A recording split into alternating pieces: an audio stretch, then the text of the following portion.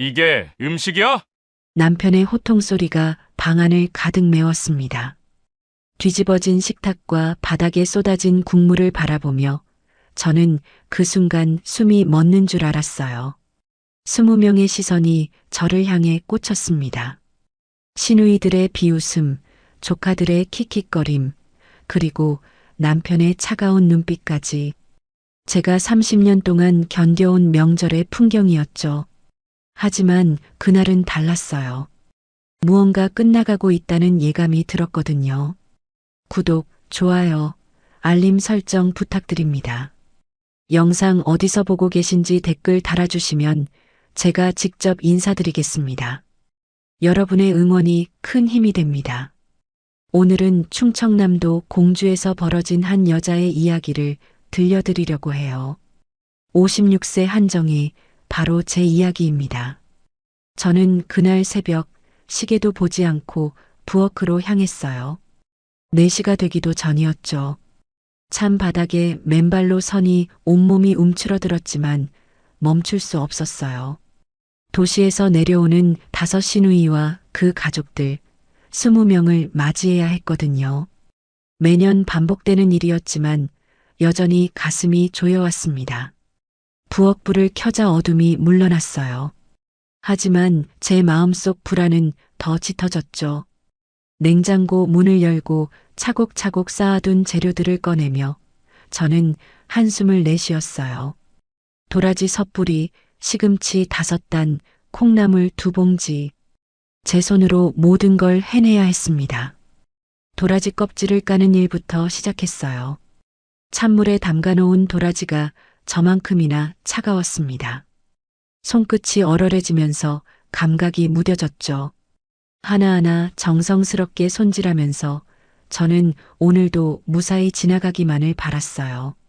새벽 공기는 차가웠지만 부엌에서 일하다 보니 이마에 땀이 맺혔습니다. 시금치를 끓는 물에 데치니 김이 올라와 눈가를 덮었어요. 눈물인지 김인지 구분이 안 됐죠. 저는 앞치마로 얼굴을 닦으며 다음 요리를 준비했어요. 갈비찜 재료를 손질하는 동안 작년 명절이 떠올랐습니다. 큰 시누이 순이가 갈비를 먹더니 얼굴을 찌푸렸던 일 말이에요. 짜다. 그 한마디가 제 가슴을 후벼 팠어요. 남편 상호는 그때 고개를 끄덕이며 맞장구 쳤었죠. 내가 맨날 말하는데 안 듣더라고. 저는 그 기억을 지우려 머리를 흔들었어요. 하지만 가슴 한구석이 조여오는 건 어쩔 수 없었습니다. 부엌 한구석에 쌓인 재료들을 바라보니 앞이 막막했어요. 갈비 석은, 전 부칠 부침가루 5봉지, 나물 반찬만 12가지. 손목이 아프고 허리도 뻐근했지만 쉴 수 없었어요. 저 말고는 할 사람이 없었거든요. 새벽 5시가 넘어서자 아들 준우가 부엌 문을 살짝 열었습니다. 엄마, 일어나셨어요? 응, 너는 더 자거라. 준우는 걱정스러운 눈으로 저를 바라보다 방으로 돌아갔어요. 직장에 다니는 27살 아들이지만 아직도 제가 힘들어하는 모습을 보면 어쩔 줄 몰라 했습니다. 저는 다시 혼자가 되었어요. 갈비찜을 끓이는 동안 전을 부쳤습니다. 달걀 물이 지글거리는 소리가 새벽 정적을 깼어요.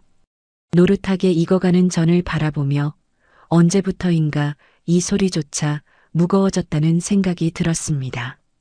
남편 상호는 침실에서 코를 골고 있었어요. 평소에는 과묵한 사람입니다. 말수도 적고 화내는 일도 거의 없죠. 하지만 명절만 되면 완전히 다른 사람이 되었어요. 시누이들 앞에서는 목소리를 높이며 저를 몰아세우곤 했습니다. 제가 30년 동안 결혼 생활을 하면서 가장 두려워하는 순간이 바로 명절이었어요.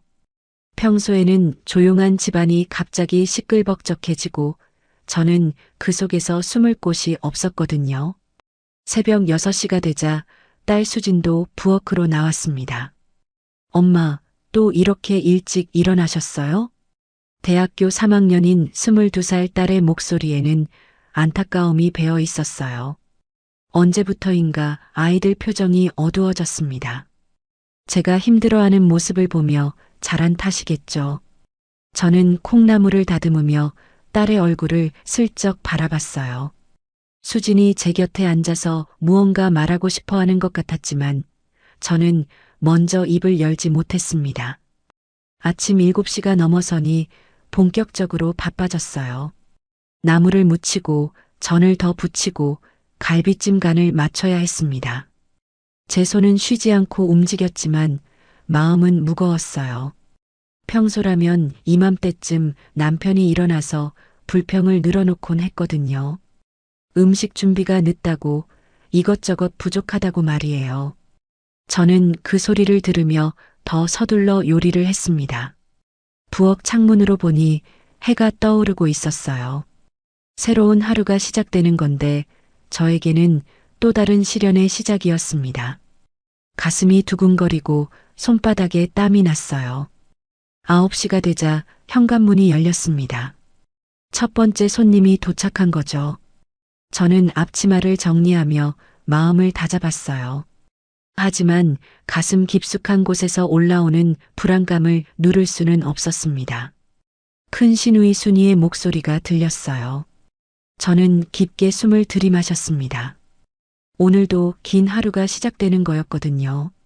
부엌에서 마지막 준비를 하며 저는 가슴이 두근거리는 걸 느꼈어요. 매년 반복되는 일이지만 여전히 무서웠습니다. 짜다. 큰 시누이 순이가 갈비찜 한 점을 집어먹더니 얼굴을 찌푸렸습니다. 저는 그 순간 온몸이 굳어버렸어요. 새벽부터 정성스럽게 끓인 갈비찜이었는데 첫 마디가 그거였습니다. 현관문이 연달아 열리면서 시누이들이 몰려들었어요. 둘째 영희, 셋째 미란, 넷째 수기, 그리고 막내 정희까지 각자 남편과 아이들을 데리고 왔죠. 평소에는 조용한 저희 집이 순식간에 시장통이 되었습니다. 저는 상을 차리느라 부엌과 거실을 오가며 분주했어요. 손님들이 모두 도착하기 전에 음식을 다 내놔야 했거든요.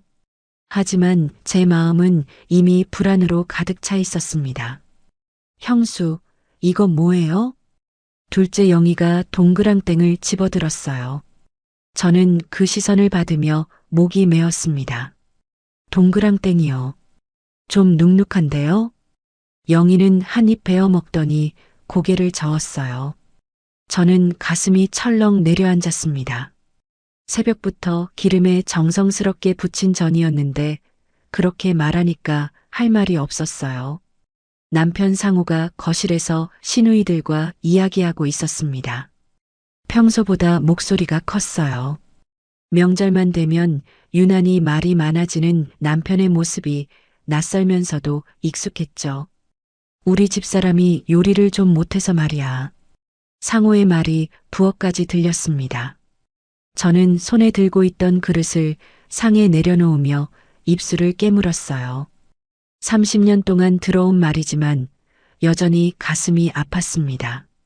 셋째 미란과 넷째 수기가 남을 반찬들을 하나씩 집어먹으며 수군거렸어요.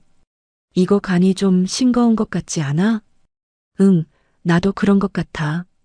저는 그 소리를 들으며 젓가락질하는 손이 떨렸어요. 간을 몇 번이나 봤는데 또 잘못했나 싶어서 불안했습니다. 하지만 이미 늦었죠. 손님들 앞에서 간을 다시 맞출 수도 없고 변명할 수도 없었어요. 막내 정희는 제일 가혹했습니다. 김치를 집어먹더니 코를 찌푸렸어요. 역시 시골은 다르네요.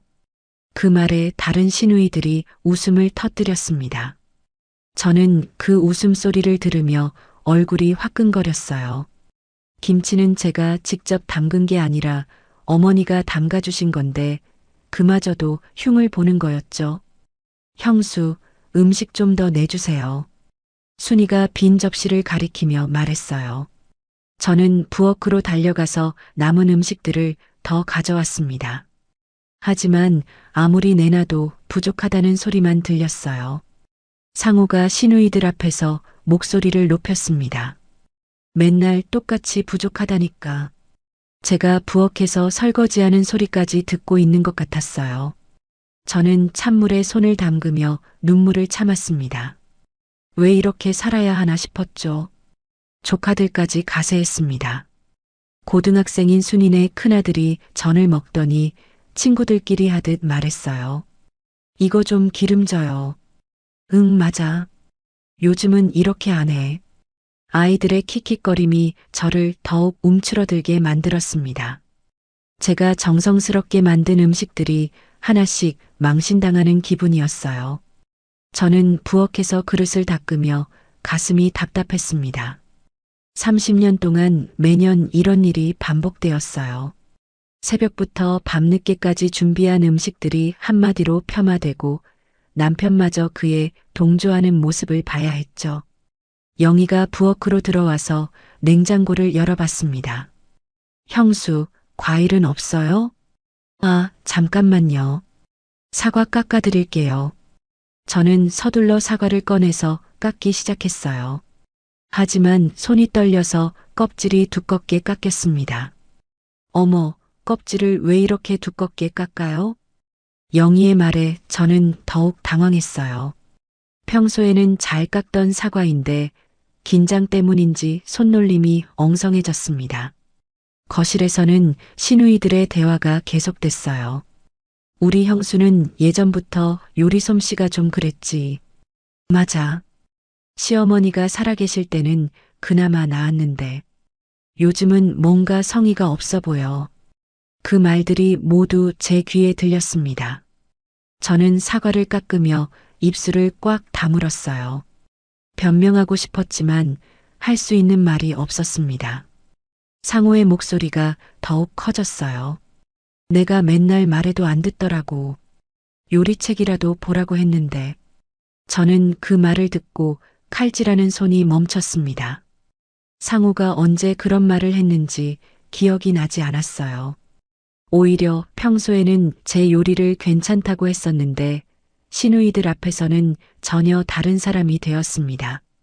미란이 콩나물 무침을 먹더니 혀를 찼어요. 이거 좀 짜지 않아? 그러게. 간이 좀 세다. 저는 아침에 간을 봤을 때는 괜찮았는데 이상했어요. 아니면 제 입맛이 둔해진 건가 싶어서 자신감이 떨어졌습니다. 수기가 깍두기를 먹더니 고개를 갸웃했어요. 형수, 이거 직접 담그셨어요?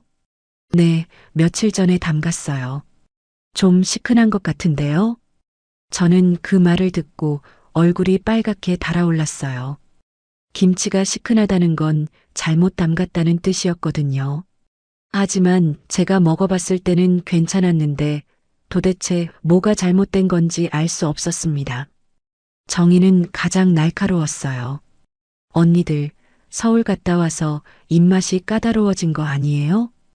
그러면서 킥킥 웃었습니다. 다른 시누이들도 따라 웃었어요. 저는 그 웃음소리를 들으며 화장실에 가고 싶었습니다. 숨을 곳이 필요했어요. 조카들의 수다도 멈추지 않았습니다. 엄마, 우리 집 음식이랑 많이 달라요. 그러게. 할머니 음식이 더 맛있어. 아이들의 솔직한 말이 오히려 더 아팠어요. 저는 그 말들을 들으며 설거지에만 집중했습니다. 찬물이 손을 시렸지만 마음이 더 차가웠죠. 상우가 더욱 큰 소리로 말했습니다. 나도 답답해. 몇 번을 말해도 늘지 않으니까. 그 순간 저는 손에 들고 있던 그릇을 놓칠 뻔했어요. 30년 동안 함께 살아온 남편이 다른 사람들 앞에서 저를 이렇게 깎아내리다니 가슴이 너무 아팠습니다. 저는 부엌 한 구석에서 혼자 서 있으며 주먹을 꽉 쥐었어요. 아무 대꾸도 하지 못했습니다. 변명할 말도 반박할 용기도 없었거든요. 그냥 참고 견디는 수밖에 없었어요. 시누이들은 서로 눈짓을 주고받으며 계속 비웃었습니다. 마치 약속이나 한 듯이 제 요리 하나하나를 흠잡았어요. 저는 그 모든 것을 혼자 감당해야 했습니다. 모두 둘러앉으세요. 상우가 큰 소리로 외쳤습니다. 점심상이 차려지고 20명의 가족들이 거실 바닥에 둘러앉았어요. 저는 마지막 국그릇을 들고 부엌에서 나왔습니다.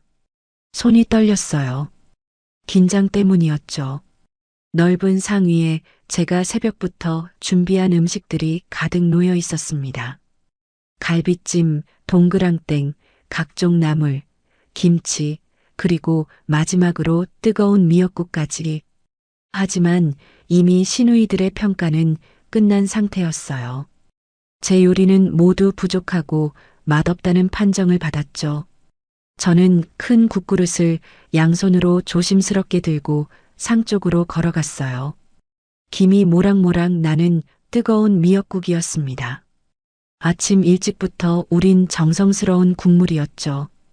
하지만 제 마음은 무거웠어요. 이것마저 흠을 잡힐까봐 걱정이었거든요. 큰 시누이 순이가 상 앞에 앉으며 말했습니다. 형수, 빨리 앉아요. 배고파 죽겠네. 저는 서둘러 국그릇을 상 위에 놓으려 했어요. 하지만 그 순간이었습니다. 제 손끝이 미끄러졌어요. 왜 그랬는지 모르겠어요. 긴장 때문이었을까요? 아니면 땀에 젖은 손바닥 때문이었을까요? 쿵! 큰 소리와 함께 국그릇이 상 위에서 넘어졌습니다. 뜨거운 국물이 사방으로 튀었어요. 갈비찜 위로, 나물 반찬 위로, 심지어 앉아있던 조카들의 옷까지 국물이 흘렀죠. 저는 그 순간 온 세상이 멈춘 것 같았어요. 아무 말도 할 수 없었습니다. 뜨거운 국물이 바닥에 쏟아지는 소리만 들렸어요. 와르르, 후두둑, 철썩. 그 소리들이 제 귀에 크게 울렸습니다. 방하는 순간 정적에 잠겼어요. 20명의 시선이 모두 저에게 꽂혔습니다. 저는 그 시선들을 견딜 수 없어서 고개를 숙였어요. 얼굴이 화끈거리고 손끝은 덜덜 떨렸습니다. 아이고, 둘째 영희가 제일 먼저 소리를 질렀어요. 국물이 자신의 치마에 튄 모양이었습니다. 옷에 다 묻었잖아요. 영희의 목소리는 짜증으로 가득했어요. 저는 그 소리를 듣고 더욱 당황했습니다. 어쩔 줄 몰라서 그저 허둥지둥할 뿐이었죠. 셋째 미란이 자리에서 일어나며 혀를 찼습니다. 에휴, 이게 뭐예요? 넷째 수기도 고개를 저었어요. 형수, 조심히 하시지. 하지만 가장 충격적인 건 조카들의 반응이었어요. 고등학생들이 서로 눈을 마주치며 피식 웃음을 터뜨린 거였습니다. 그 웃음소리가 제 가슴을 찔렀어요. 할머니, 이거 뜨거워요. 막내 조카가 젖은 옷을 잡아당기며 투덜거렸어요. 저는 그 모습을 보며 죄송함과 부끄러움이 동시에 밀려왔습니다. 저는 서둘러 행주를 가지러 부엌으로 뛰어갔어요. 하지만 다리에 힘이 빠져서 제대로 걷지도 못했습니다. 온몸이 떨렸거든요. 부엌에서 행주를 집어들고 다시 거실로 나왔을 때 막내 정희가 말했어요. 매번 이런다. 그 말에 다른 시누이들이 고개를 끄덕였습니다. 마치 제가 항상 이런 실수를 한다는 듯이 말이에요. 하지만 저는 평소에 그런 적이 없었어요. 오늘따라 유독 손이 떨렸을 뿐이었습니다. 저는 무릎을 꿇고 바닥을 닦기 시작했어요. 뜨거운 국물이 마루 여기저기 흘러 있었습니다. 행주로 닦으면서도 눈물이 날 것 같았어요. 하지만 참았습니다. 사람들 앞에서 울 수는 없었거든요. 상 위의 음식들도 엉망이 되었어요. 갈비찜에 국물이 섞여서 국물이 넘쳤고 나물 반찬들도 국물에 젖었습니다. 제가 정성스럽게 준비한 음식들이 한순간에 망가진 거였죠. 순이가 상을 바라보며 한숨을 쉬었어요. 이제 어떻게 먹어요? 영희가 젖은 치마를 털며 말했습니다. 옷도 다 버렸네. 저는 바닥을 닦으면서 연신 고개를 숙였어요. 죄송해요. 정말 죄송해요. 하지만 사과한다고 해서 엎질러진 물이 다시 그릇 안으로 들어가는 건 아니었죠. 이미 벌어진 일이었습니다. 그때 상우가 일어났어요. 평소보다 표정이 굳어 있었습니다. 저는 남편의 얼굴을 보며 가슴이 철렁 내려앉았어요. 화가 난 게 분명했거든요. 상우는 뒤집어진 상을 발로 밀쳐내듯 비켜 세웠습니다. 그 모습을 보며 저는 더욱 움츠러들었어요. 남편이 이렇게 화내는 모습을 오랜만에 봤거든요. 이게 음식이냐? 상우의 호통이 방 안을 가득 메웠습니다. 저는 그 소리에 온몸이 굳어버렸어요. 20명이 지켜보는 앞에서 남편에게 혼나는 기분이란 말로 표현할 수 없이 부끄러웠습니다. 매번 이렇게 실수만 해가지고 상우의 목소리는 점점 커졌어요. 저는 아무 대답도 하지 못한 채 바닥만 바라봤습니다. 변명할 말이 없었거든요. 제가 실수한 게 맞았으니까요. 시누이들은 아무 말도 하지 않았어요. 하지만 그 침묵이 더 무거웠습니다. 마치 저를 구경하는 것 같았거든요. 제가 남편에게 혼나는 모습을 지켜보고 있었죠. 조카들의 놀란 시선이 저를 향했습니다. 아이들은 어른들의 이런 모습을 처음 보는 것 같았어요. 하지만 그 시선조차 제게는 부담스러웠습니다. 저는 계속 바닥을 닦으며 생각했어요. 왜 하필 오늘 이런 일이 벌어졌을까? 평소에는 그렇지 않았는데 왜 하필 시누이들이 다 와 있을 때 이런 실수를 했을까? 행주가 국물에 젖어서 무거워졌어요. 저는 그 행주를 짜며 또다시 바닥을 닦았습니다. 하지만 아무리 닦아도 국물 냄새는 사라지지 않았어요. 형수, 괜찮아요. 실수할 수 있는 거지. 미란이 위로하는 듯 말했지만 그 말에서 진심을 느낄 수 없었어요. 오히려 동정하는 것 같아서 더 부끄러웠습니다. 상우가 다시 상을 바라보며 한숨을 쉬었어요. 새로 차려야겠네. 저는 그 말을 듣고 서둘러 일어났습니다. 제가 다시 준비할게요. 하지만 부엌에 가서 냉장고를 열어보니 더 내놓을 음식이 별로 없었어요. 이미 준비한 것들이 전부였거든요. 국물이 쏟아진 상황에서 무엇을 더 할 수 있을까요? 저는 부엌에서 혼자 서서 한숨을 쉬었어요. 30년 동안 살면서 이렇게 부끄러운 적이 있었나 싶었습니다. 사람들 앞에서 실수하고 남편에게 혼나고 아무것도 제대로 할 수 없는 무능한 사람이 된 기분이었어요. 거실에서는 여전히 웅성거리는 소리가 들렸습니다. 시누이들이 서로 뭔가 이야기하고 있었어요. 분명 저에 대한 얘기일 거였습니다. 저는 남은 반찬들을 다시 정리해서 상에 내놓았어요. 하지만 이미 분위기는 망가진 상태였습니다. 아무도 제대로 먹지 않았어요. 그날 점심은 그렇게 엉망으로 끝났습니다. 저는 설거지를 하면서 계속 그 순간을 되돌려 생각했어요. 왜 그 순간 손이 미끄러졌을까? 좀 더 조심했다면 이런 일은 일어나지 않았을 텐데. 하지만 이미 벌어진 일이었어요. 되돌릴 수도 없고 없던 일로 할 수도 없었습니다. 저는 그저 견뎌내야 했어요. 오늘 하루만 더 버텨내면 되는 거였으니까요. 그날 밤 마지막 손님들이 떠나고 나서야 집안이 조용해졌습니다. 저는 설거지를 마저 하고 거실을 정리했어요. 바닥에 흘린 국물 자국이 아직도 남아 있었습니다. 아무리 닦아도 완전히 지워지지 않더라고요. 상우는 일찍 잠자리에 들었어요. 오늘 일로 기분이 상했는지 저에게 한마디도 하지 않았습니다. 평소보다 일찍 침실로 들어가더니 문을 꽝 닫았어요. 그 소리가 제 가슴을 더욱 무겁게 만들었습니다. 저는 혼자 거실에서 오늘 일을 되돌아봤어요. 새벽부터 밤늦게까지 온종일 시누이들의 비웃음을 견뎌야 했습니다. 그리고 극치는 점심때 벌어진 그 사건이었죠.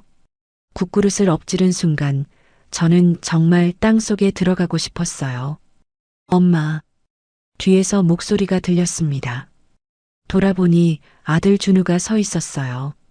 직장에 다니는 27살 아들의 얼굴에는 평소와 다른 표정이 어려 있었습니다. 응, 왜? 수진이랑 이야기 좀 해요. 준우의 목소리가 진지했어요. 딸 수진도 방에서 나와서 제 옆에 앉았습니다. 대학생인 22살 딸의 눈빛이 평소보다 단호해 보였어요. 저는 두 아이를 바라보며 가슴이 두근거렸습니다. 무슨 말을 하려는 걸까요? 혹시 오늘 일로 저를 타박하려는 건 아닐까 싶어서 불안했어요. 엄마, 이제 그만 참아요. 준우가 굳은 얼굴로 말했습니다. 그 말을 듣는 순간 저는 가슴이 먹먹해졌어요. 아들이 제 마음을 알고 있었던 거죠. 준우야, 무슨 소리야? 저는 괜찮은 척 웃어보려 했어요. 하지만 목소리가 떨렸습니다. 아이들 앞에서 약한 모습을 보이고 싶지 않았거든요. 수진이 휴대폰을 꺼냈어요. 무언가 보여주려는 것 같았습니다. 엄마, 이거 봐요. 수진이 휴대폰 화면을 저에게 보여줬어요. 그 순간 저는 깜짝 놀랐습니다.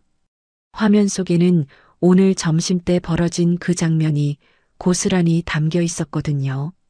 국그릇이 넘어지면서 국물이 바닥에 쏟아지는 장면, 시누이들이 피식 웃음을 터뜨리는 모습, 그리고 상우가 화를 내며 호통치는 장면까지 모든 것이 선명하게 기록되어 있었어요. 수진아, 이게 뭐야? 제 목소리는 떨렸습니다. 아이가 언제 이런 걸 찍었는지 전혀 몰랐거든요. 엄마, 우리 몇 년 전부터 다 찍어뒀어요. 수진의 목소리도 떨렸지만 눈빛은 단호했습니다. 저는 그 말을 듣고 머리가 하얘졌어요. 몇 년 전부터라니 도대체 얼마나 많은 장면들이 기록되어 있는 걸까요? 준우가 옆에서 말했어요. 엄마가 매년 당하는 걸 우리가 다 봤어요. 우리도 참기 힘들었어요. 수진이 이어서 말했습니다. 아이의 눈가에 눈물이 맺혔어요. 저는 그 모습을 보며 가슴이 너무 아팠습니다. 제 아이들이 언제부터 이런 생각을 하고 있었던 걸까요? 아이들아, 그냥 넘어가자. 가족 간에 그럴 수 있는 거야. 저는 여전히 참고 넘어가려 했어요. 30년 동안 해온 일이었거든요. 그냥 견디고 버티는 게 익숙했습니다. 하지만 준우가 고개를 저었어요. 엄마, 이게 가족이에요? 그 말에 저는 할 말을 잃었습니다. 정말 그랬어요. 가족이라면 서로 아끼고 보살펴야 하는데 시누이들은 저를 놀림감으로만 여겼던 것 같았거든요. 수진이 휴대폰을 조작해서 다른 영상을 보여줬어요. 작년 명절 때 찍은 것 같았습니다. 그때도 비슷한 일이 있었어요. 시누이들이 제 음식에 대해 흉을 보고 남편이 그에 동조하는 모습이 담겨 있었죠. 이것만이 아니에요. 수진이 또 다른 영상을 보여줬습니다. 재작년 그 전년도 계속해서 비슷한 장면들이 반복되고 있었어요. 저는 그 영상들을 보며 충격을 받았습니다. 객관적으로 보니 정말 심했더라고요. 엄마는 왜 이런 걸 참고 살아요? 준우의 목소리에는 분노가 섞여 있었어요. 제 아들이 이렇게 화내는 모습을 오랜만에 봤습니다. 저는 눈물이 날 것 같아서 고개를 돌렸어요. 하지만 참을 수 없었습니다. 30년 동안 쌓인 서러움이 한꺼번에 쏟아져 나왔거든요. 엄마도 힘들었어. 제 목소리는 떨렸어요. 처음으로 아이들 앞에서 약한 모습을 보이게 되었습니다. 그럼 이제 그만해요. 수진이 제 손을 잡았어요. 아이의 손이 따뜻했습니다. 어떻게? 저는 정말 몰랐어요. 이런 상황을 어떻게 끝낼 수 있을지 감이 오지 않았거든요. 이미 30년이나 지속된 일이었는데 갑자기 바뀔 수 있을까요? 우리가 도와드릴게요. 준우가 말했습니다. 아들의 표정이 진지했어요. 수진이 휴대폰을 다시 보여줬어요. 이번에는 녹음 파일이었습니다. 이것도 들어보세요. 재생 버튼을 누르자 익숙한 목소리들이 흘러나왔어요. 막내 시누이 정희의 목소리였습니다. 형수는 돈만 축내는 사람이지. 그 말을 듣는 순간 저는 가슴이 철렁 내려앉았어요. 제가 없는 자리에서 이런 말을 했다니 정말 충격이었습니다. 이어서 다른 시누이들의 목소리도 들렸어요. 맞아. 뭐 하나 제대로 하는 게 없어. 우리 오빠도 참 답답할 거야. 녹음을 들으며 저는 온몸이 떨렸어요. 제가 모르는 사이에 이런 말들을 하고 있었다니 믿을 수 없었습니다.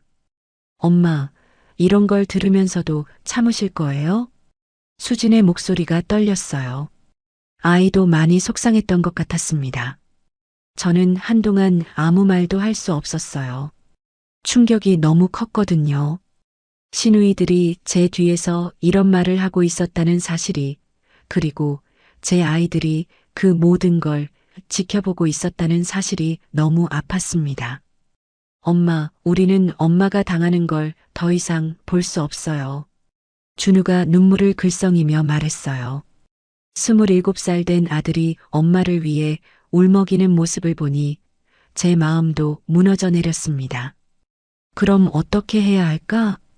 저는 정말 몰랐어요. 이런 상황을 어떻게 해결해야 하는지 막막했습니다. 우리가 계획이 있어요. 수진이 말했습니다. 아이들이 무슨 계획을 세웠다는 걸까요? 다음 주에 큰 고모 아들 결혼식 있잖아요. 응. 그때 이 영상들을 보여드릴 거예요.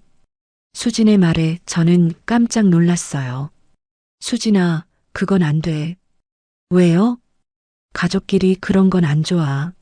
저는 여전히 가족의 화합을 생각하고 있었어요. 하지만 아이들 생각은 달랐습니다. 엄마 가족이라면 서로 존중해야 하는 거 아니에요? 준우의 말이 제 가슴을 찔렀어요. 정말 그랬어요.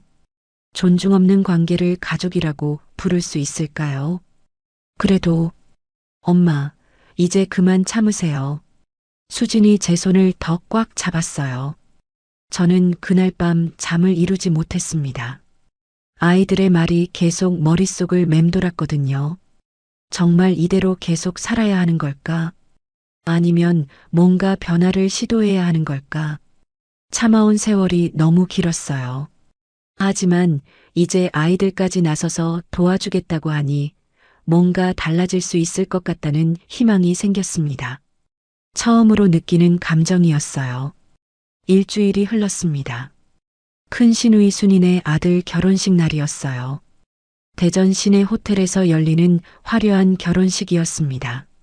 저는 새 옷을 입고 남편과 함께 결혼식장으로 향했어요. 하지만 마음이 편하지 않았습니다.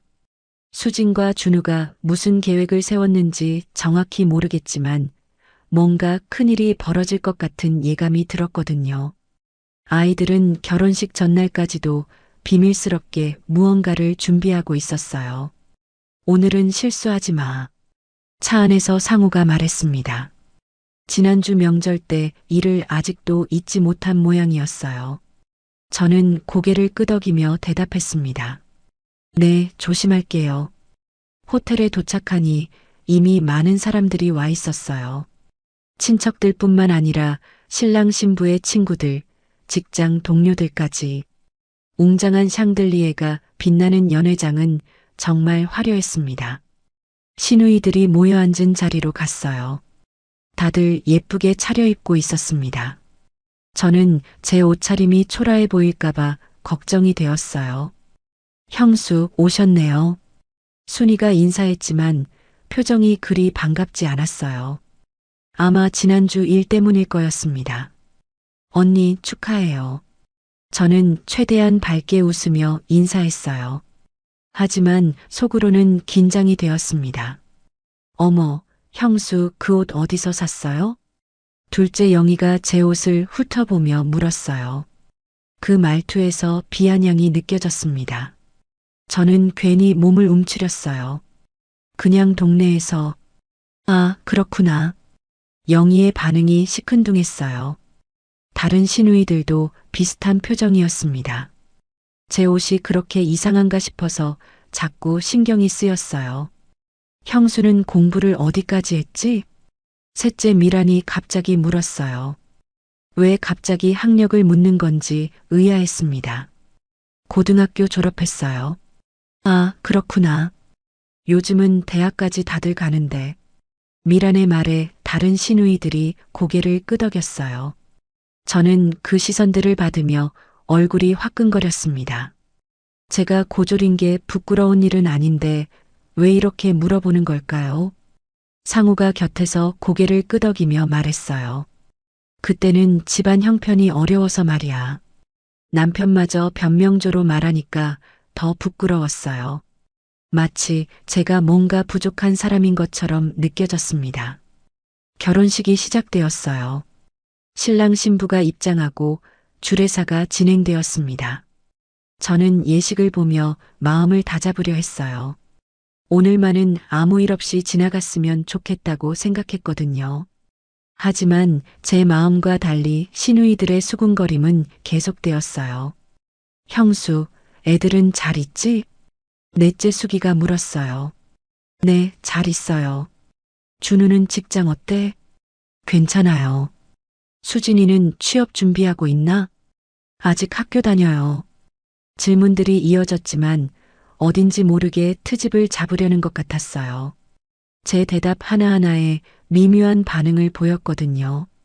요즘 젊은 애들은 취업이 어렵다던데. 그러게, 우리 때랑은 다르지. 공부 잘해야 하는데. 시누이들의 대화를 들으며 저는 불안해졌어요. 마치 제 아이들이 뒤떨어진다는 식으로 말하는 것 같았거든요. 예식이 끝나고 피로연이 시작되었어요.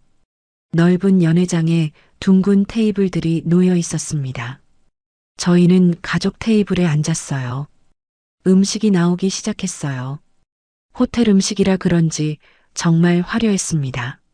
하지만 시누이들은 또 흠을 잡기 시작했어요. 이 음식 좀 싱거운 것 같지 않아? 호텔 음식은 다 이래. 맛이 없어. 우리가 해먹는 게 나을 것 같은데. 그러면서 슬쩍 저를 보는 눈빛이 심상치 않았어요. 지난주 일을 떠올리며 비교하는 것 같았습니다. 막내 정희가 직접적으로 말했어요. 그래도 형수 음식보다는 낫지. 그 말에 다른 시누이들이 킥킥 웃었어요. 저는 그 웃음소리를 들으며 얼굴이 빨갛게 달아올랐습니다. 결혼식장에서까지 이런 말을 들어야 하다니. 상우도 그 말에 고개를 끄덕였어요. 맞아. 내가 맨날 말하는데 안 듣더라고. 저는 그 순간 정말 화가 났어요. 남편이 다른 사람들 앞에서 저를 이렇게 깎아내리다니. 30년 동안 참아온 것들이 한꺼번에 올라왔습니다. 하지만 참았어요. 결혼식장에서 싸울 수는 없었거든요. 저는 그냥 고개를 숙이고 음식만 집어먹었습니다. 그런데 그때였어요. 갑자기 연회장 앞쪽 스크린에 뭔가 나타나기 시작했습니다. 처음에는 신랑 신부 사진들이 나올 줄 알았는데 전혀 다른 영상이 흘러나왔어요. 익숙한 장면이었어요. 저희 집 거실이었습니다. 그리고 지난주 명절 날의 모습이 그대로 재생되고 있었어요. 국그릇이 넘어지면서 국물이 바닥에 쏟아지는 장면, 시누이들이 피식 웃음을 터뜨리는 모습, 조카들이 킥킥거리며 저를 바라보는 시선까지 모든 것이 선명하게 화면에 담겨 있었습니다.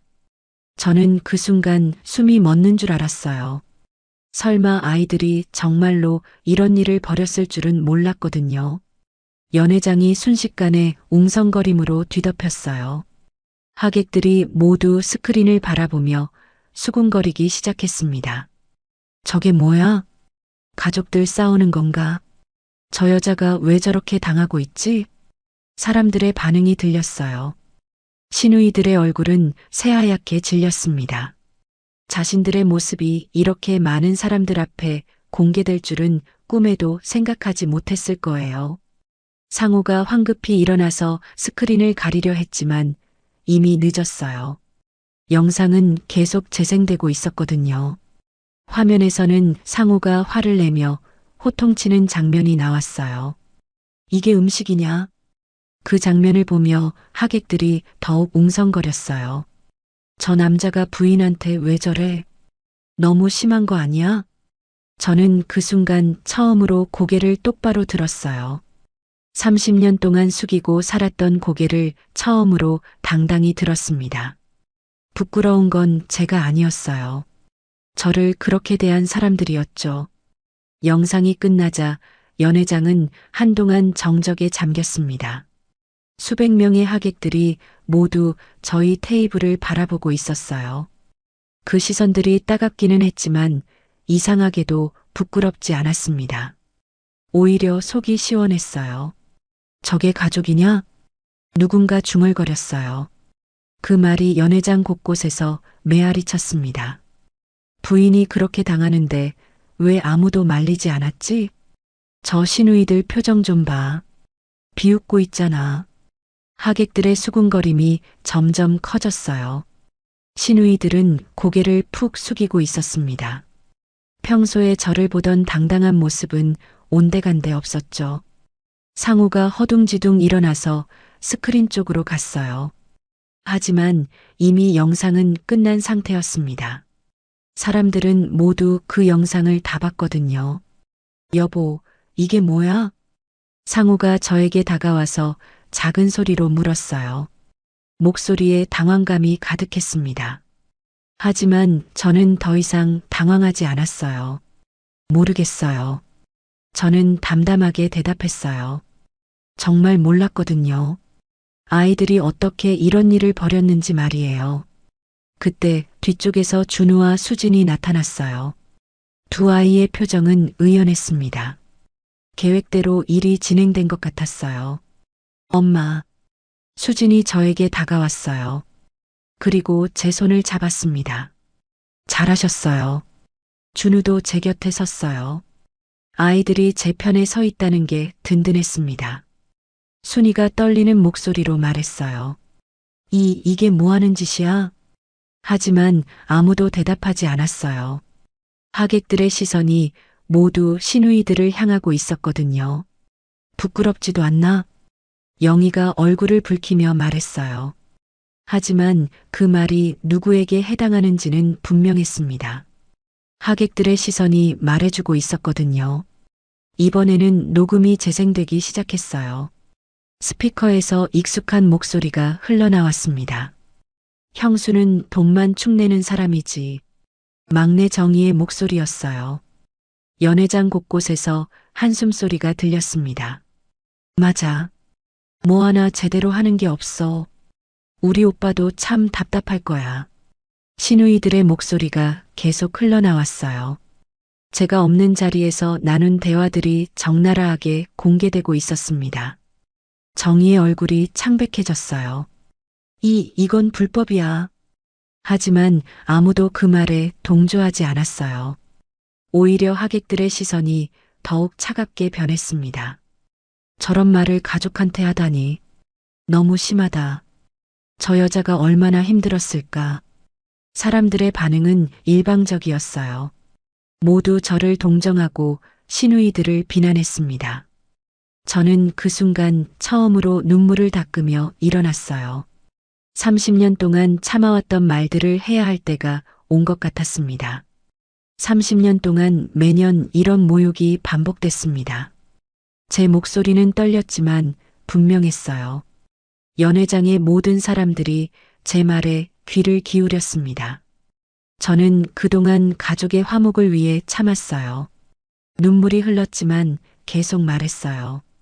하지만 이제는 더 이상 참을 수 없습니다. 하객들이 조용히 제 말을 들어주고 있었어요. 그 시선들이 따뜻했습니다.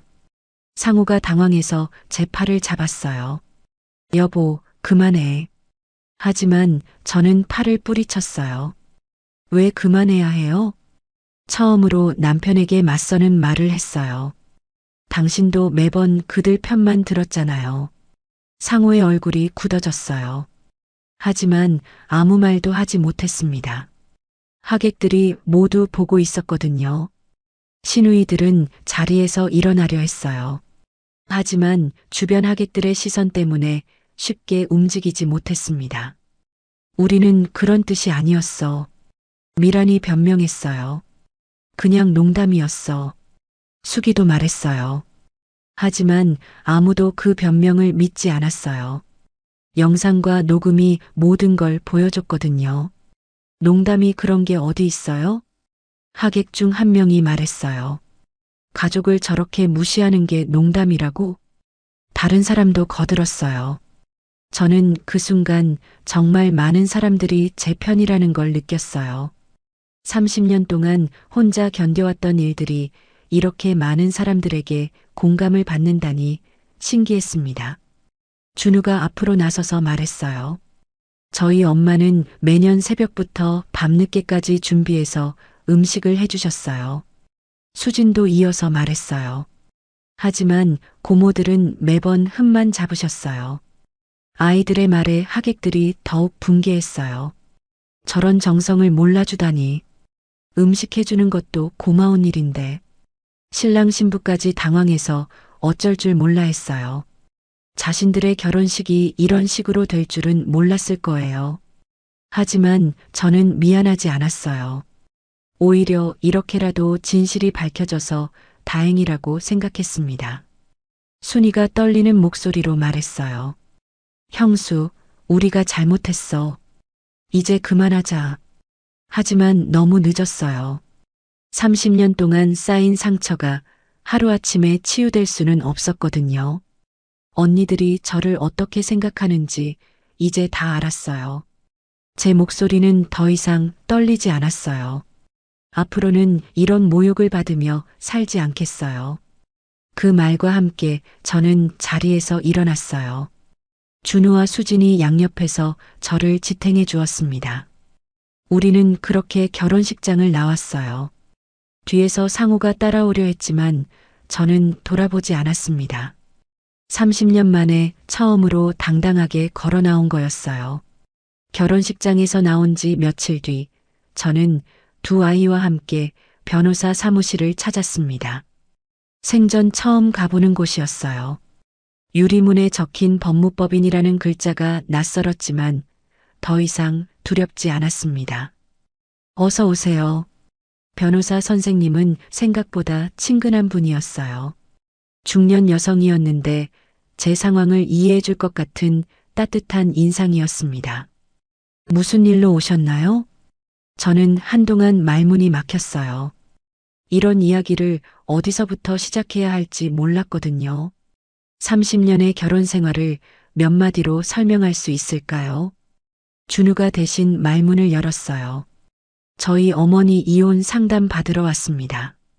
그 말을 들으니 가슴이 먹먹했어요. 이혼이라는 단어를 직접 듣는 게 처음이었거든요. 30년 동안 한 번도 생각해 보지 않았던 일이었어요. 그렇군요. 어떤 문제가 있으셨나요? 변호사 선생님이 부드럽게 물었어요. 저는 숨을 깊게 들이마시고 입을 열었습니다. 남편과 시누이들한테 30년 동안 모욕을 당했어요. 제 목소리는 떨렸지만 분명했어요. 처음으로 다른 사람에게 제 상황을 털어놓는 거였습니다. 수진이 가방에서 태블릿을 꺼냈어요. 증거 영상들 가져왔어요. 변호사 선생님이 영상들을 보시더니 표정이 점점 굳어졌어요. 결혼식장에서 공개된 그 영상들을 하나하나 확인하고 계셨습니다. 이런 일들이 얼마나 오래 지속되었나요? 30년요. 제 대답에 변호사 선생님이 한숨을 쉬었어요. 매년 명절마다 이런 일이 반복됐어요. 녹음 파일도 있어요. 준우가 휴대폰을 꺼내서 보여드렸어요. 시누이들이 제 뒤에서 했던 말들이 고스란히 담긴 파일들이었죠. 변호사 선생님이 녹음을 들어보시더니 고개를 저었어요. 이건 명백한 인격 모독이군요. 소송이 가능할까요? 저는 조심스럽게 물었어요. 법적으로 어떻게 해결할 수 있을지 궁금했거든요. 물론입니다. 이런 증거들이 있다면 충분히 승소할 수 있어요. 선생님의 말에 마음이 조금 놓였어요.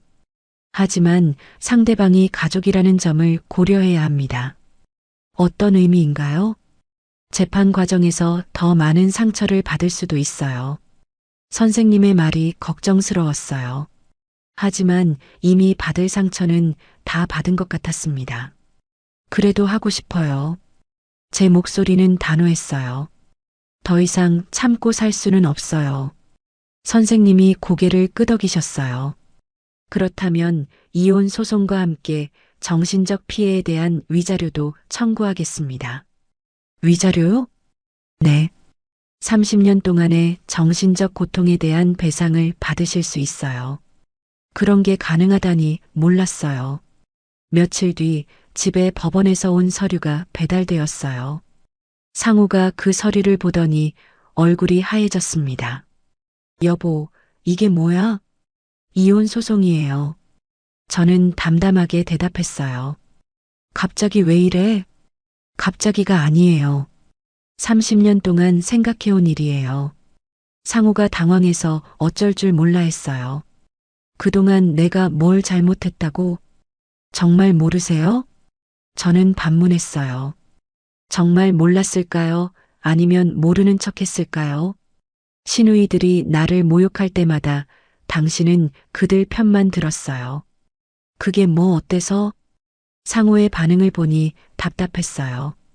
아직도 자신의 잘못을 깨닫지 못하고 있었습니다. 가족이라면 서로 존중해야 하는 거 아니에요? 그래도 이혼까지는 너무 늦었어요. 저는 더 이상 설명하고 싶지 않았어요. 재판이 시작되었어요. 법정에 서는 건 처음이었지만 무섭지 않았어요. 오히려 떨렸던 건 상우와 시누이들이었습니다. 판사님 앞에서 그동안의 일들이 낱낱이 공개되었어요. 영상과 녹음, 그리고 아이들의 증언까지 모든 것이 제 편에서 증거가 되어 주었습니다. 상대 측 변호사가 변명을 늘어놓았어요. 가족 간의 사소한 다툼일 뿐입니다. 하지만 판사님은 받아들이지 않으셨어요. 이 정도면 사소한 다툼이 아닙니다. 반복적인 인격 모독과 정신적 고통을 가한 것으로 판단됩니다. 판사님의 말에 마음이 후련했어요. 상우가 마지막으로 변명했어요. 저는 아내를 사랑해요. 하지만 저는 고개를 저었어요. 사랑한다면서 왜 저를 그렇게 대했나요? 상우는 대답하지 못했어요. 시누이들도 법정에 나와야 했어요. 평소의 당당한 모습은 온데간데 없었죠. 우리는 그냥 농담으로 한 말이에요. 순이가 변명했어요. 30년 동안 농담을 하셨나요? 변호사 선생님이 반박하셨어요. 시누이들은 아무 말도 하지 못했어요. 재판은 몇 차례 이어졌어요. 그때마다 새로운 증거들이 공개되었습니다. 아이들이 정말 꼼꼼히 기록해뒀더라고요. 마침내 판결이 나왔어요. 판사님이 판결문을 읽기 시작했습니다. 피고는 원고에게 지속적으로 정신적 고통을 가했으며 이는 부부간의 신의와 사랑을 저버린 행위로 판단됩니다.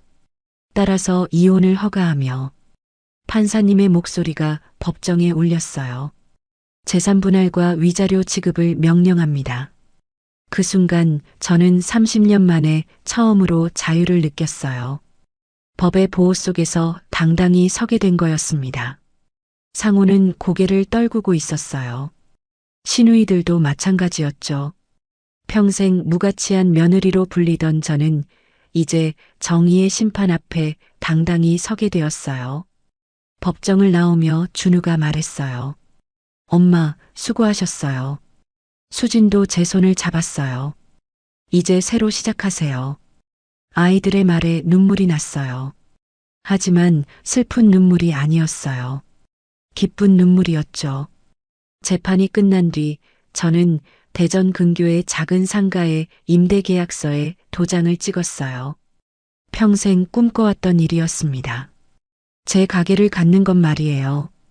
비록 작은 반찬 가게였지만 그 어떤 큰 사업보다 소중했어요. 엄마, 간판 어떻게 할까요? 수진이 물었어요. 아이는 대학교를 휴학하고 제 일을 도와주겠다고 했습니다. 처음에는 말렸지만 워낙 의지가 확고해서 허락했어요. 정인의 반찬 가게가 어떨까? 저는 조심스럽게 제안했어요. 제 이름을 내건 가게라니 생각만 해도 가슴이 뛰었습니다. 좋아요. 근데 엄마의 정성 이런 건 어때요? 준우가 다른 의견을 내놓았어요. 직장을 다니면서도 주말마다 와서 도와주겠다고 했습니다. 우리는 한참을 고민하다가 정인의 집밥으로 정했어요. 소박하지만 따뜻한 느낌이 들었거든요. 가게 준비는 생각보다 바빴어요. 냉장고며 진열대며 새로 장만해야 할 것들이 산더미였습니다. 하지만 힘들지 않았어요. 제 꿈을 이루는 일이었거든요. 엄마, 무슨 반찬부터 시작할까요? 수진이 메모장을 들고 물었어요. 일단 기본적인 것들부터. 김치, 콩나물 무침, 시금치나물. 저는 하나씩 세어봤어요. 30년 동안 해온 음식들이었지만 이제는 다른 의미였습니다. 누군가에게 인정받지 못해서 만드는 게 아니라 손님들에게 정성을 팔기 위해서였거든요. 첫날 문을 열었을 때는 정말 떨렸어요. 혹시 손님이 안 올까봐, 음식이 맛없다고 할까봐 걱정이었습니다. 어서 오세요. 첫 손님이 들어오자 저는 최대한 밝게 인사했어요. 동네 아줌마 같아 보이는 분이었습니다. 반찬 좀 볼 수 있을까요? 네, 천천히 보세요. 저는 가슴이 두근거리며 기다렸어요. 그분이 김치를 맛보더니 고개를 끄덕였어요. 이거 맛있네요. 얼마예요? 1,000원이에요. 그럼 이거랑 콩나물 무침도 주세요. 첫 매출이었어요. 비록 3,000원이었지만 그 어떤 돈보다 값진 느낌이었습니다. 감사합니다. 또 오세요. 그분이 나가시고 나니까 눈물이 났어요. 30년 만에 처음으로 제 음식을 인정받은 기분이었거든요. 며칠이 지나자 입소문이 나기 시작했어요. 정성스럽게 만든 반찬이라고, 집에서 만든 것 같다고 소문이 났습니다. 사장님, 이 김치 직접 담그세요?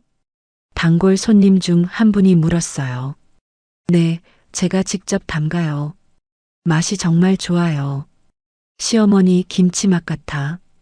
그 말에 가슴이 뿌듯했어요. 누군가에게 좋은 기억을 선사할 수 있다는 게 이렇게 기쁜 일인 줄 몰랐습니다. 장날이면 가게 앞에 줄이 서기 시작했어요.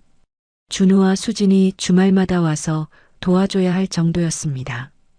엄마, 이제 직원을 써야 할 것 같아요. 준우가 말했어요. 정말 바빠졌거든요. 그래야 할까? 네, 엄마 혼자서는 힘들어요. 아이들 말이 맞았어요. 새벽부터 밤늦게까지 일해도 부족했습니다. 하지만 좋은 일이었어요. 누군가 제 음식을 찾아준다는 것 자체가 행복했거든요. 반년쯤 지났을 때 놀라운 일이 일어났어요. 지역 방송에서 가게를 취재하겠다고 연락이 온 거였어요. 정말요? 저는 믿을 수 없었어요. 네, 동네 맛집으로 소문이 나서요. PD님이 설명해 주셨어요. 촬영날 저는 긴장해서 잠을 못 잤어요. 방송에 나간다니 꿈 같은 일이었습니다. 자연스럽게 하시면 돼요. 카메라맨 분이 말씀해 주셨어요. 인터뷰에서 제 이야기를 했어요.